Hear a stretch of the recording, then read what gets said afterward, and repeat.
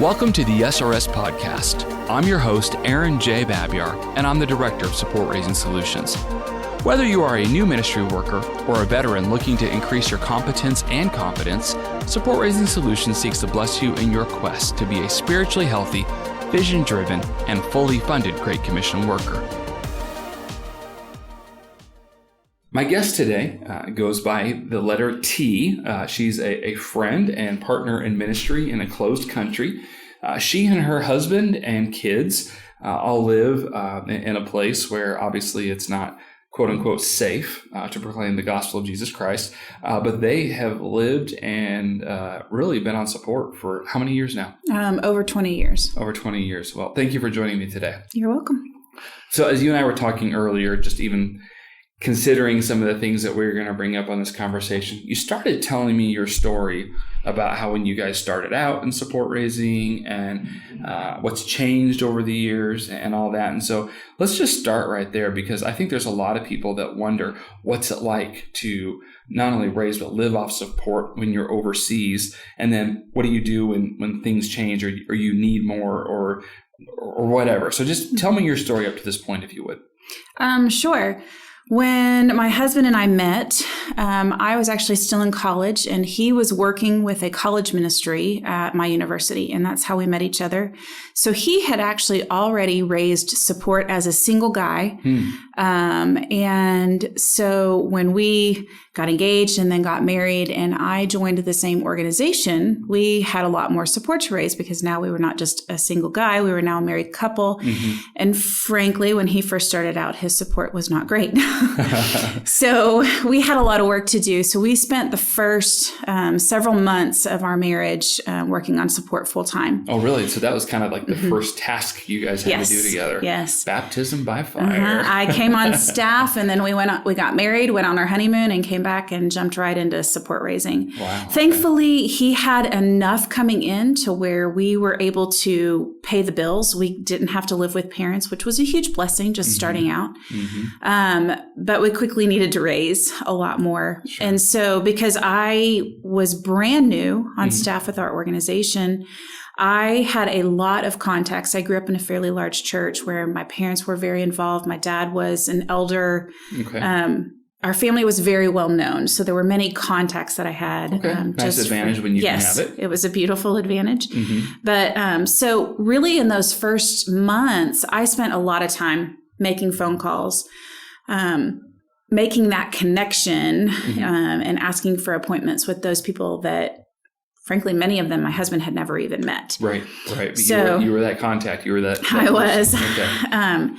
And so I would call and get the appointment, and then we would go together on the appointment and be able to share a presentation about our ministry and invite people to join us in what we were doing.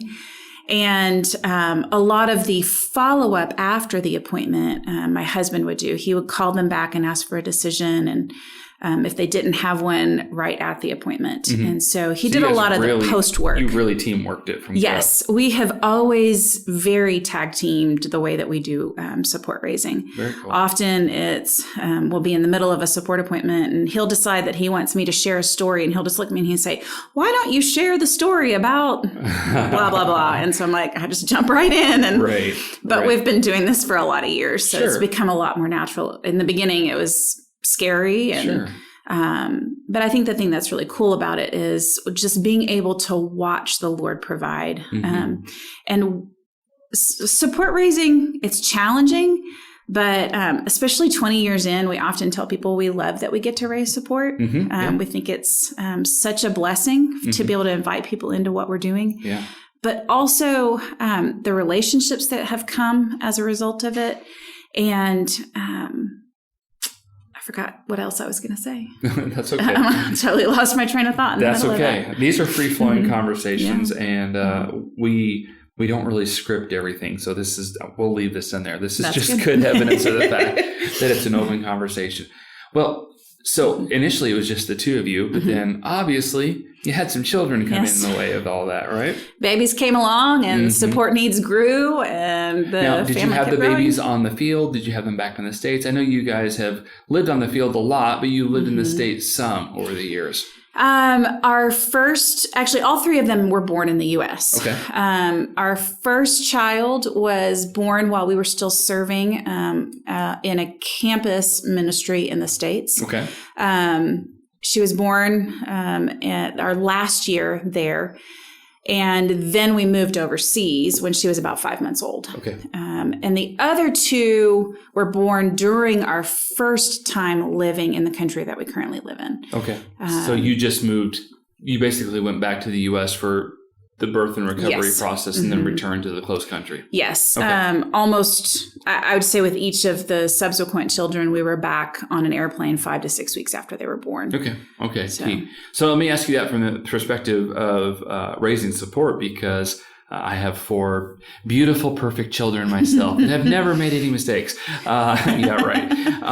But I know that cost of living changes quite a bit when you throw, whether it's formula or diapers or just crib or clothes or whatever else, everything changes. I often say children ruin your life, and that's a good thing. Your life also needs to be ruined. It'll never be the same, It'll that's never for be sure. the same. It's not a bad thing, but they do kind of change everything. But specifically when it comes to the bottom line, and you're working and serving the Lord in a faraway place, what did that do to you guys, or what? Tell me how you approach that, because obviously, even though I had kids, I've always lived in the United States. So I'm very curious about your process of going, oh, wait a minute here. We're going to have to raise more support to feed this child. I will brag on my husband a little bit. He is wonderful with our budget and does a great job of being very forward thinking in the way that we run our finances. And so he's always been very good about thinking through, okay, we're pregnant now. Let's think through what do we need to add in order to be able to not just make ends meet, but to be able to not have to worry while we're on the field about our finances and be able to do what God's called us to do. Okay. And so he would come up with the budget, and we'd look at what we had coming in monthly, and we'd figure out, okay, we need to raise X a month more. And so we would call up people. We would sometimes ask for increases from people who currently supported us. We'd ask for names of people that they could put us in contact with that we maybe never met before. Okay, so seeking out referrals. Yeah, networking that way. So just spending a concerted amount of time raising additional support for when each of the kids came along. Right. Okay. So a little bit more about that process. And I realize that your husband has, you fully participated, but perhaps he kind of led the way in that a little bit more. Did you do most of that from the field? Was he doing special trips without you, or was a lot of it via phone or Skype? Or just tell us a little bit more about the details, because honestly, T, I get this question a lot. People are like, what do I do if I'm losing support from the field? I have a friend right now who recently reached out to me and said, I've started losing supporters. What am I supposed to do? I'm in this other faraway country. What would your answer to him be, or what did you two do? It's definitely a challenge, especially when you're living on the other side of the world, 12 or more hours away from your regular support base. And that's a flight. And that's not a drive. 12 or more hours by plane. Right. 12 time zones away. We'll Right. put it that way. Right. Yeah. As well as it being a closed country, and it not being so easy to just pick up the phone and call or try to get an appointment. We try to really utilize natural times when we're back in the States to kind of bulk up things, so to speak. If we've had a little bit drop off, thankfully, we've never been in a position where so much dropped off at one time that we had to completely pull off the field. You never reached total crisis mode. Yes, we've never been in total crisis Praise mode, the Lord which for that. praise God for that. I mean, it's only by His grace that has not happened. And so we really seek to try to keep good communication with our supporters, whether it's via our prayer letters, utilizing things like social media and Facebook. We've created a closed Facebook group for some of our supporters where we can just throw out a few prayer requests every now and then, and just kind of keep those touch points going. Right. And if there was an issue, if you've been married for 20 years, that wasn't an option back when you got married. No, that was not an option early on. That is definitely something that's very different this time around, living overseas. I don't know if I said this before, we spent 5 years in this country, and then we were back in the States for 8. Okay. And then we moved back overseas 3 years ago. Okay. So yeah, just making use of the opportunities when we go back. My husband often travels. And so if he's got meetings, he's got to go back to the States for. If we've seen some support drop off, he tries to pick up a few appointments while he's back in the States. Okay. And obviously he'll be doing those on his own. Well, I want to point that out right there, though. I think that's a key thing that's probably different than normal. A lot of the missionaries I know that did normal was they waited until it was crisis mode. Whereas in your husband's case, he was like, you know what? I'm just going to go ahead and keep this on my radar. Not the dominant piece. It's not the only thing I'm doing. It's not even a distraction from what I'm doing, but I'm continuing to nibble away at it and make sure that our support, I'm sure both in prayer and finances, is strong. He's very proactive in the way that he approaches our support and our finances. And so kind of always keeping an eye on that. Like you said, I think he does a great job of not letting it rule him, not letting it worry him. And I just think that's one of the blessings that, a gift that God has given him to be good with numbers and finance. Sure. So he's done a great job with that. Sure. I know that I, as his wife, have always felt very taken care of. Okay. That's actually a great testimony that you can say that about your husband. So praise the Lord for that. Yeah. If you get to help others as they're raising their support, a fair question to consider is, who's helping you? Who's pouring into you and helping you increase your capacity and ability as a support-raising leader, trainer, or coach? May I suggest that you be sure that you're a part of the SRS network, because it can be a matter of access. Access to a discount to the Support Raising Leaders Conference, access to the online course SRS Foundations, and access to the SRS Network member resource page. The SRS Network is designed to resource you and connect you with others who are also trying to develop support raisers for the Great Commission. Make sure that you are a part of the SRS Network. So you lived on the field in a closed country for at least 8 years of your life. Undoubtedly, you've known some other people that were also on the field trying to do similar work. I just imagine you have some perspectives that I don't. I imagine you've seen some things that I haven't. What comes to mind, if you would, if I would say, when it comes to support raising, what are some of the bad habits you've seen, and what are some of the best practices that you've seen? I can think of a few friends that I knew early on in our time overseas where finances were a constant struggle for them. They never quite were fully funded before they even hit the field. So I would say best practices is do not get on an airplane until you are at 100 or more % of your financial needs. People that I've seen thrive overseas have healthy support. Yeah. It's very hard. It's a constant strain on marriage relationships and friendships too. It makes it difficult. For example? For example, if there's a break where we live, there's a big break at one point during the year, and a lot of people travel. And a lot of times, because you don't have family living overseas, your friends become your family. Right. And so a lot of times we like to utilize that opportunity during a break to take a little vacation, just take some downtime during that natural season. Yeah. And, if it's good for your marriage and good for your family. It's good for everything. It's good for everything. Yeah. It's good for your mental status. Sure. But if you've got friends who are really struggling financially, I've heard time and time again from friends, we can't do that because we can't afford it. And we're not talking extravagant vacations here. I mean, we're talking places where it's, cost of living is very cheap and it's affordable to get there. Yes, it's affordable to get there and be there. Yeah. And so I'd say that's definitely. So does it cause a little bit of tension in the relationship? Because who are you to go get some downtime? I can't afford to go get that downtime. It can, and it can kind of create in those that don't have healthy support almost a criticism, or perhaps thinking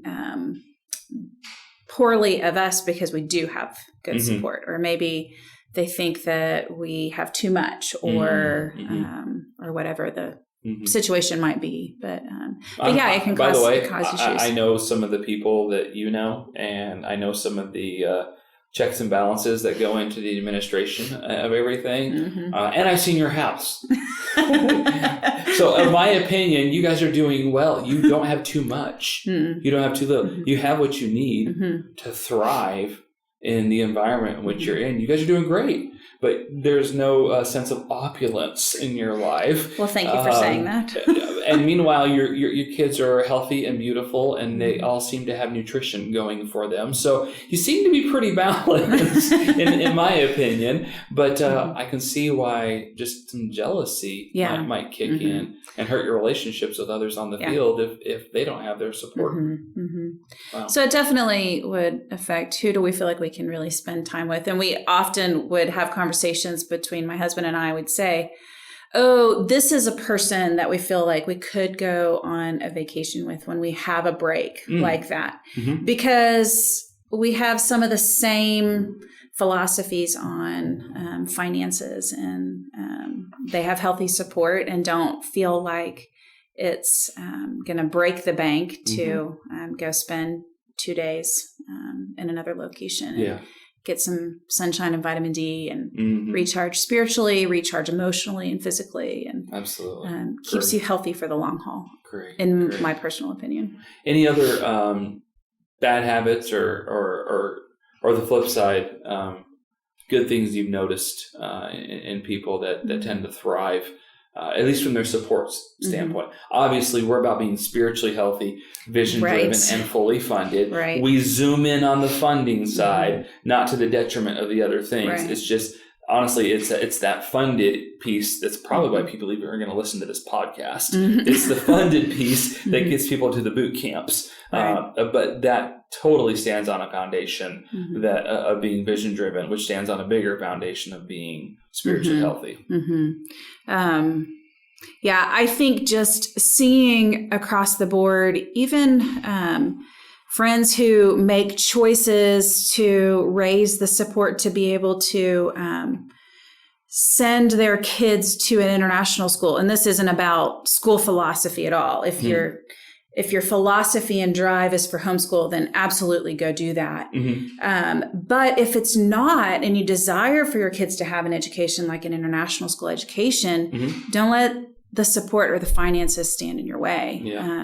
And so the families that I've seen that do that and have raised the support to send their kids to school, versus I do know specifically of one family where we live currently who they would love to be able to send their kids to the international school, but every time it comes up, it's, oh, we just can't afford that.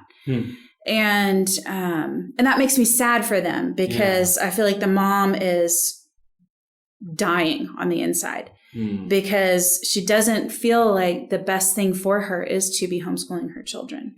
And she would like for them to be able to have a different experience, but finances are what's standing in the way. So I think just being proactive in it. And we often say that raising the cost of our kids' international school is the price of putting me as another worker on the field.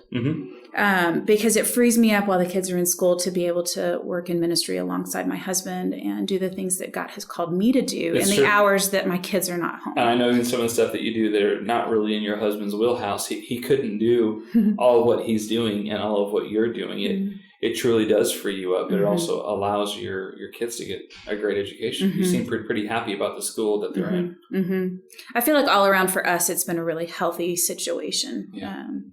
So I think just being proactive is really the best thing I could say, to think through what are the things that that we need as a family to live and thrive in an international location, whether it's a closed country or not, Right. regardless of what the situation is. Look at what the cost of living where you're going, and plan accordingly. Ask friends who might be there. What does a budget look like? Mm-hmm. Get help with those kind of things as you think through what are the numbers realistically. What are the numbers in order to make this happen? And that, trust God for you're it. describing being vision driven there, not being budget driven. Right. Because it sounds like you're, and not to pick on your friends that are homeschooling, and I know you're not anti-homeschooling. No, I not didn't at hear all. that. But in this context, it sounds like that might be more healthy for them to do something different. It sounds like their budget decided whether or not their Yes. kids are going to school. Very much. And the budget decided whether or not the mother is freed up to work alongside her husband. And it's not your choice, but if it was, you would probably choose differently for them. Right. Yeah. Yeah. Well, I really appreciate your perspective on this. And I appreciate your time just sitting down and kind of processing through this. I know there's a lot of people that are considering moving overseas, and some of them have kids, and some of them are even thinking, well, you know what, if we just raise X, let's just go ahead and go. And that might not really be a vision-driven dream. And so to that person, you would say what? Trust God for big things, for Him to provide everything that you need in order for you to live and work where you believe He's calling you to go. And if they're 95% funded and they really want to get on that airplane next week, wait for that 5%. Yeah. Absolutely wait for the 5%, because attrition happens. You do lose supporters over time. It is just a natural part of the process. And don't go unless you're fully funded. That would be a big thing. Yeah. I think you have a lot of wisdom there, T. So, well, T, thank you again for your time today. It's been a joy and an honor to have you on this podcast. And maybe I'll have the opportunity to interview again later on, as I know you're not too many years away from sending college kids overseas to college potentially while you're still in a closed country. Yes, that is only a few years away. Yeah, so maybe we'll try another round of this someday. All right. Okay. Thanks so much. Yeah, thank you. Thanks for joining us for this episode. We would love to hear your ideas for future content. Please visit supportraisingsolutions.org/feedback to share your thoughts and questions. Also, wherever you download your podcast from, be sure to subscribe for future episodes and come back each week to gain more insight into the process of building and maintaining your personal support team.